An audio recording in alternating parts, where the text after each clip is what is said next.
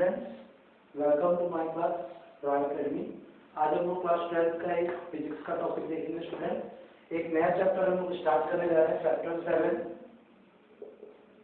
Alternating current. क्या पढ़ने जा रहे हैं? अल्टरनेटिंग करंट पढ़ने जा रहे हैं स्टूडेंट। तो अल्टरनेटिंग करंट क्या होता है? हिंदी में इसको बोलते हैं प्रत्यावर्ती धारा। क्या बोलते हैं स्टूडेंट? प्रत्यावर्ती धारा। इसके बारे में हम लोग स्टडी करेंगे स्टूडेंट। तो अल्टरनेटिंग करंट या प्रत्यावर्ती धारा होता है। तो इन सब चीजों को पढ़ने से पहले सबसे पहले हम लोग करंट के बारे में स्टडी कर लेते हैं कि करंट क्या होता है, व्हाट इज करंट। तो the rate of flow of charge per unit time is called current. The rate of flow of charge per unit time is called current. किसी इकाई समय में प्रवाहित होने वाली आवेश की मात्रा को धारा कहते हैं student. What is current? Current क्या होता है, धारा क्या होता है? किसी एक निश्चित समय में किसी एक पार्टिकुलर टाइम पे जितना हम लोग चार्ज फ्लो करते हैं वो आपका क्या कहलाता है? करंट। क्या? किसी एकांक समय पे प्रवाहित की जाने वाले आवेश की मात्रा धारा कहलाती है। The rate of flow of charge per unit time is called current. Clear student? Means definition अगर हम लोग लिखना चाहें तो क्या लिख सकते हैं? The rate of flow of charge per unit time is called current। Hindi में अगर हम लोग लिखना चाहें तो क्या लिखेंगे स्टूडेंट? इकाई समय में प्रवाहित होने वाली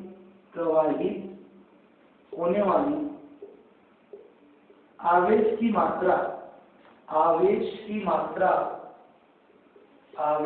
मात्रा धारा कहलाती है। Clear student? किसी को कोई doubt? Means the rate of flow of charge per unit time is called current. इकाई समय में प्रवाहित होने वाली धारा की मात्रा क्या कहलाती है स्टूडेंट? सॉरी, आवेश की मात्रा धारा कहलाती है। जनरली करंट को आई से डिनोट किया जाता है स्टूडेंट। किससे डिनोट किया जाता है? आई से। अब करंट के टोटल दो प्रकार होते हैं student. There are two types of current.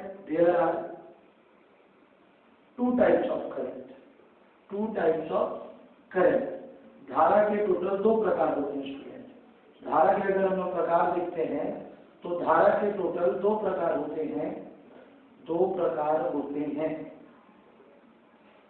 पहला जो होता है स्टूडेंट वो पहला होता है डायरेक्ट करंट। पहला क्या होता है स्टूडेंट? Direct current. हिंदी में बोलते हैं दिष्ट धारा। क्या बोलते हैं इसको स्टूडेंट? दिष्ट धारा। और दूसरा होता है स्टूडेंट अल्टरनेटिंग करंट। दूसरा क्या होता है स्टूडेंट? अल्टरनेटिंग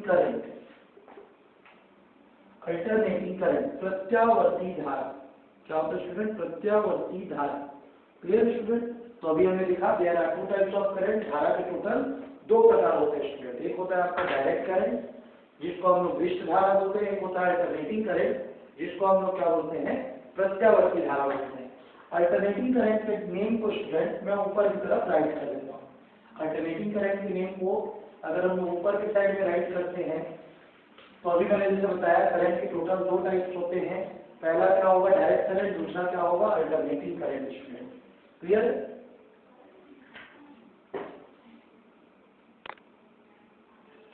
ठीक है स्टूडेंट। तो आज हम लोग पढ़ते हैं डायरेक्ट करंट क्या होता है। What is direct current? Direct current को स्टेडी करंट भी बोलते हैं। क्या बोलते हैं? स्टेडी करंट भी बोलते हैं। दिष्ट धारा। पहला हम लोग क्या पढ़ रहे हैं? दिष्ट धारा। तो दिष्ट धारा क्या होता है? डायरेक्ट करंट क्या होता है स्टूडेंट? एक ऐसा करंट जिसका मैग्नीट्यूड और जिसका डायरेक्शन टाइम के रेस्पेक्ट में चेंज नहीं होता है वो क्या कहलाता है? Direct current. एक ऐसा करंट जिसका मैग्नीट्यूड और जिसका डायरेक्शन टाइम के रेस्पेक्ट में चेंज नहीं होता है वो आपका क्या कहलाता है? डायरेक्ट और स्टेडी करंट। मतलब एक ऐसा धारा जिसका परिमाण क्या स्टूडेंट? परिमाण एवं दिशा समय के सापेक्ष परिवर्तित नहीं होती है। मैग्नीट्यूड और डायरेक्शन दोनों टाइम के रेस्पेक्ट में चेंज नहीं होता है तो उसको हम लोग क्या बोलते हैं? Direct current. एक ऐसा करंट जिसका मैग्नीट्यूड और डायरेक्शन परिमाण एवं दिशा समय के सापेक्ष परिवर्तित नहीं होती है तो उसको हम लोग डायरेक्ट करंट बोलते हैं। क्लियर? परिमाण एवं दिशा अगर समय के सापेक्ष परिवर्तित नहीं होगी तो वो आपका क्या कहलाएगा स्टूडेंट, डायरेक्ट करंट कहलाएगा। अब डायरेक्ट करंट का एग्जांपल जो हमारे घरों में हम लोग करंट यूज करते हैं वो आपका डायरेक्ट करंट है। दूसरा चीज आ जाता है अल्टरनेटिंग करंट, दूसरा क्या आ जाता है अल्टरनेटिंग करंट। तो अल्टरनेटिंग करंट को देखें तो फिर इसको दो भागों में बांटा गया है। अल्टरनेटिंग करंट मतलब प्रत्यावर्ती धारा, तो प्रत्यावर्ती धारा को फिर से दो भागों में बांटा गया है।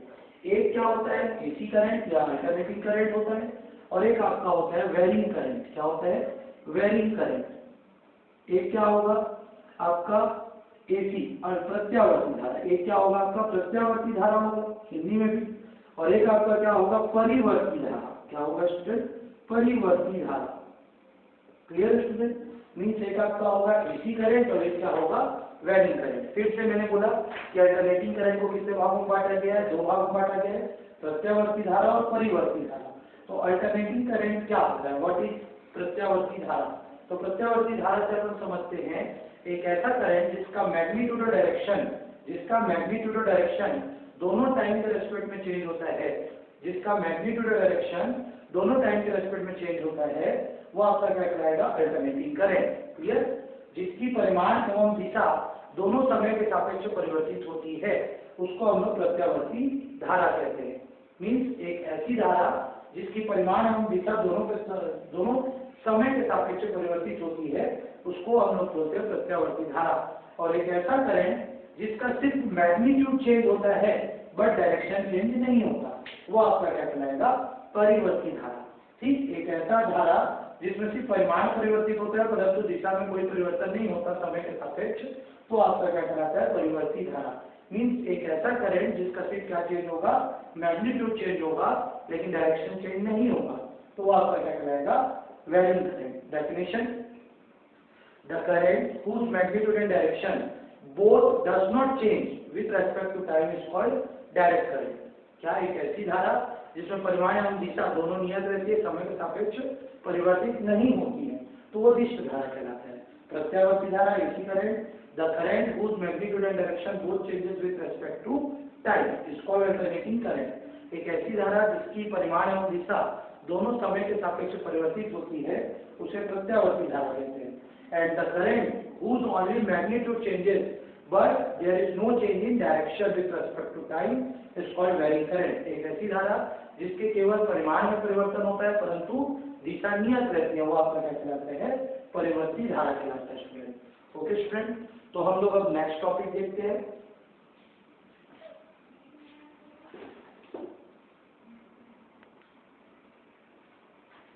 अब नेक्स्ट टॉपिक स्टूडेंट हम लोग थोड़ा सा इसमें आगे बढ़ते हैं कि अल्टरनेटिंग करंट क्या होता है। तो अल्टरनेटिंग करंट हमने देखा है कैसा करंट होता है जिसकी वैल्यू टाइम के रेस्पेक्ट में क्या होती है, चेंज होती है। तो अगर हम लोग अल्टरनेटिंग करंट को अब डील करें, प्रत्यावर्ती धारा को डील करें, तो डील करने से हमको क्या क्या मिलेगा। अल्टरनेटिंग करंट के बारे में अगर हम लोग स्टडी करेंगे, प्रत्यावर्ती धारा के बारे में स्टडी करेंगे, तो इसको स्टडी करने से हमको बहुत सारी अलग अलग टॉपिक्स मिलते हैं। जैसे पहला एसी अल्टरनेटिंग करंट होता क्या है, दूसरा अल्टरनेटिंग वोल्टेज क्या होता है, एसी वोल्टेज, इसको क्या लिख सकते हैं एसी वोल्टेज। फिर अगला निकलेगा एसी ईएमएफ, अल्टरनेटिंग ईएमएफ क्या है। क्लियर स्टूडेंट, तो इसके लिए इसको बोलते हैं प्रत्यावर्ती वोल्टेज, इसको बोलते हैं प्रत्यावर्ती विद्युत वाहक बल, विद्युत वाहक बल। तो इन सब की वैल्यू निकाल लेते हैं। तो सबसे पहले हम लोग क्या ले लेते हैं, यूनिफॉर्म मैग्नेटिक फील्ड ले लेते हैं, एक समान चुंबकीय क्षेत्र ले लेते हैं। इस चुंबकीय क्षेत्र की तीव्रता B है। एक यूनिफॉर्म मैग्नेटिक फील्ड ले लेते हैं जिसकी इंटेंसिटी क्या है स्टूडेंट, B है।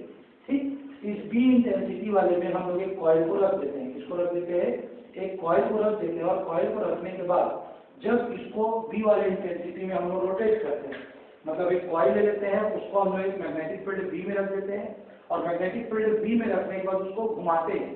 क्लियर हो गया, एक समान चुंबकीय क्षेत्र B में एक कुंडली को रखकर यदि उसको घुमाया जाता है तो उसमें एक मैग्नेटिक फ्लक्स बनता है। वो मैग्नेटिक फ्लक्स क्या बोलता है, फाई इज इक्वल टू क्या होता है स्टूडेंट, NBA cos थीटा। क्या होता है NBA cos थीटा, फाई की वैल्यू कितनी होती है, NBA cos थीटा होती है स्टूडेंट। क्लियर है यहाँ पर। तो बट हम लोग क्या जानते हैं, E इज इक्वल टू क्या होता है formula minus D phi by D T. क्या होता है, E is equal to minus D phi by D T. ये सबको पता है, चैप्टर 6 में आप लोग पढ़ चुके हैं। E is equal to minus D phi by D T मतलब क्या होता है, क्या होता है स्टूडेंट, प्रेरित विद्युत आवेश बल क्या होता है, induced EMF. E is equal to minus D phi by D T. इस E को हम लोग स्मॉल लेटर से ना डिनोट करके कैपिटल लेटर से डिनोट कर देते हैं। E is equal to minus D phi by D T. तो फिर से हम लोग को वैल्यू निकालना है, तो सबसे पहले हमने एक कॉइल लिया, उस कॉइल को यूनिफॉर्म मैग्नेटिक फील्ड में रख देते हैं, एक कुंडली लेते हैं और उस कुंडली को एक समान चुंबकीय क्षेत्र में रख देते हैं, तो उसमें मैग्नेटिक फ्लक्स कितना बनता है, phi is equal to NBA cos theta. ठीक है, फिर हम लोग क्या जानते हैं, अगर कंटिन्यूअसली रोटेट करेगा तो एक इंड्यूस्ड ईएमएफ डेवलप होगा, एक परिवर्ती क्या बोलना चाहिए, विद्युत वाहक बल या प्रेरित विद्युत वाहक बल उत्पन्न होगा फैराडे लॉ से। किस लॉ से, फैराडे लॉ से। E equal to minus D phi by D T. तो E equal to minus D phi by D T हो गया। अब D phi by D T निकालने के लिए अब हम लोग को वैल्यू निकालना है, तो हम लोग क्या करते हैं student, E is equal to minus D by D T और यहाँ लिख देते हैं पाई की value N B A cos theta. ठीक है, लेकिन अगर देखो अपन क्या जानते हैं, angular velocity, angular velocity 11th का टॉपिक है, कोणीय वेग, इसको बोलते हैं कोणीय वेग। तो कोणीय वेग का सूत्र होता है student omega is equal to theta upon T. क्या होता है, omega is equal to theta upon T. तो थीटा इज इक्वल टू कितना हो जाएगा स्टूडेंट, ओमेगा टी। फिर से एंगुलर वेलोसिटी कोणीय वेग को क्या जानते हैं, omega is equal to theta upon T. तो थीटा इज इक्वल टू क्या होगा, ट्रांसफर किए तो ओमेगा टी। इस वैल्यू को आप पुट करेंगे, थीटा इज इक्वल टू क्या आएगा, ओमेगा टी। तो E इज इक्वल टू कैसे दिखेगा, minus D by D T और ये आपका दिखेगा N B A cos omega T. मतलब हमने यहाँ पे थीटा की जगह में क्या रख दिया स्टूडेंट, ओमेगा टी। अब इसमें क्या कॉमन निकल रहा है, एन बी ए बाहर हो गया, डी बाई डी टी में क्या बच गया स्टूडेंट, कॉस ओमेगा टी। अब कॉस का डिफरेंशिएशन क्या होता है स्टूडेंट, सबको पता है माइनस साइन। क्या होता है, कॉस का माइनस साइन। ओमेगा टी का ओमेगा टी यहाँ पे वापिस और ओमेगा टी में से एक ओमेगा एक्स्ट्रा निकल जाता है। मतलब कभी भी cos ax का अगर हम लोग क्या करते हैं, डिफरेंशिएशन करते हैं तो a बाहर निकल जाता है, माइनस माइनस क्या हो जाएगा प्लस। तो एन बी ए ओमेगा साइन ओमेगा टी आ गया स्टूडेंट। ये किसकी वैल्यू आ गई स्टूडेंट, E की। अब इतना पूरा वैल्यू क्या है, कांस्टेंट है, n constant, b constant, a constant, omega constant. तो एन बी ए ओमेगा, इसकी जगह E0 और ब्रैकेट में क्या लिख देंगे, पीक वैल्यू। पीक वैल्यू मतलब आयाम, मैक्सिमम वैल्यू, आयाम। बताऊंगा मैं आयाम क्या होता है, पीक वैल्यू क्या होता है। तो एन बी ए ओमेगा को किससे डिनोट कर देते हैं, E0 से। तो E इज इक्वल टू कितना आ जाएगा student, E0 sine omega T. ये वैल्यू हो गई अल्टरनेटिंग ईएमएफ की, अल्टरनेटिंग ईएमएफ, प्रत्यावर्ती विद्युत वाहक बल। इसका वैल्यू होगा स्टूडेंट, प्रत्यावर्ती विद्युत वाहक बल का हो गया। तो अभी हमने देखा क्या, पाई इज इक्वल टू कितना जानते हैं, पाई इज इक्वल टू कितना जानते हैं, N B A cos theta. E is equal to minus D by D T, pi जानते हैं, पाई की वैल्यू वापस कर दिया, N B A cos theta. Angular velocity कोणीय वेग omega is equal to theta by T. तो थीटा इज इक्वल टू क्या हो गया, ओमेगा टी। थीटा का वैल्यू यहाँ पुट कर दिए, एन बी ए बाहर निकल गया, कॉस का डिफरेंशिएशन माइनस साइन होता है, ओमेगा टी का ओमेगा, एन बी ओमेगा बाहर, उसकी जगह में E0 ऐड कर दिए। तो पीक वैल्यू E0 को पीक वैल्यू या आयाम बोलते हैं स्टूडेंट। ये क्या होता है हम लोग अगली क्लास में लिखेंगे। तो E is equal to E0 sine omega T. इसी तरीके से but I is equal to कितना जानते हैं, E अपॉन R। इसको अपन क्लास चैप्टर 3 में पढ़ चुके हैं। टोटल करंट मैंने पढ़ाया था, total current is equal to total EMF upon total resistance, total resistance.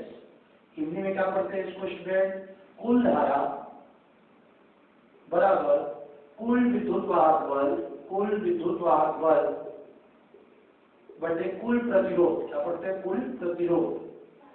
तो I इज इक्वल टू क्या हो जाएगा, E by R. I is equal to E0 sine omega T by R. ये फिर से कांस्टेंट हो गया, E0 बाई आर कांस्टेंट हो गया। इसको हम लोग I0 से डिनोट कर देते हैं।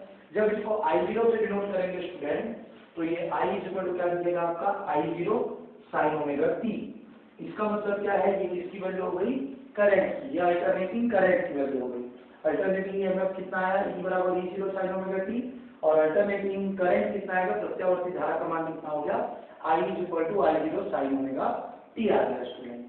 क्लियर है? E0 अपॉन R को हमने Y0 से डिनोट करने हैं, इसलिए इसको इस तरीके से डिनोट करेंगे स्टूडेंट। अभी देखा स्टूडेंट हमने क्या I इक्वल टू क्या आ गया value I0 sin omega t आ गई। जनरली हो सकता है नीचे साइड का आपका कट रहा होगा, नहीं दिख रहा होगा, तो मैंने लिखा था E0 बाई R को अपन I0 से डिनोट करते हैं, तो ये आ जाएगा I equal to I0 sin omega t। इसी तरीके से ओम्स लॉ से क्या जानते हैं students, ohm's law V equal to कितना होता है IR, तो V equal to I0 sin omega t into क्या होगा स्टूडेंट R, तो I0 और R को मल्टीप्लाई करेंगे तो क्या हो जाएगा, इसकी जगह में क्या लिख सकते हैं V0 sin omega t means I0 into R is equal to क्या हो जाएगा V0। क्लियर? जैसे अभी हमने लिखा था, तो ये जो भी नंबर एक्स्ट्रा बच जाता है वो किसी कांस्टेंट के इक्वल होता है, वो क्या कहलाता है आपका पीक वैल्यू स्टूडेंट।